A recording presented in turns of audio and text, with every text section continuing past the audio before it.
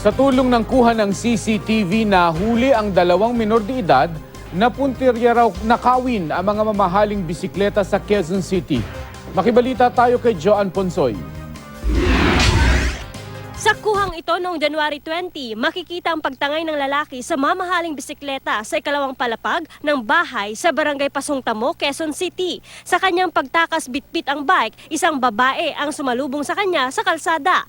February 17, sa Barangay Sangandaan naman, isang lalaki at babae ang nakunan din ng CCTV matapos tangayin ang dalawa ring mamahaling bisikleta. Ang mga sospek, kahawig ng lalaki at babaeng tumangay ng bike sa unang insidente sa Pasungtamo. At nitong nakalipas na araw ng linggo, ang mga sospek muling nahuli kam sa Sangandaan. Pinasan pa ng babae ang lalaki para maakyat ang bakod.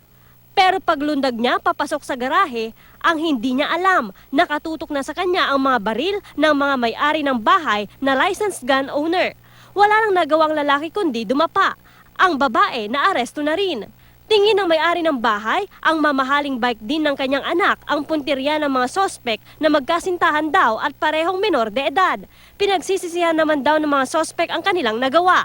Nasa pangangalaga na sila ng City Social Welfare Office.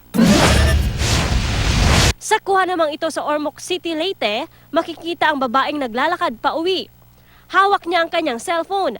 Nang biglang sumulpot ang nakamotorsiklo at inagaw ang cellphone ng babae. Humarurot ang salarin na sinubukan pang habulin ng biktima. Inaalam pa kung sino magnanakaw.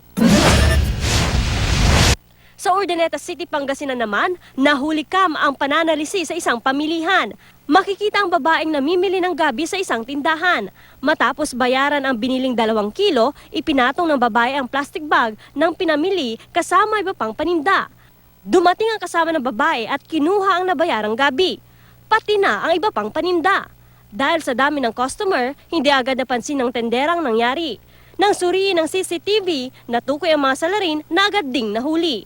Wala silang pahayag. Joan Ponsoy, Nagbabalita, Pilipinas.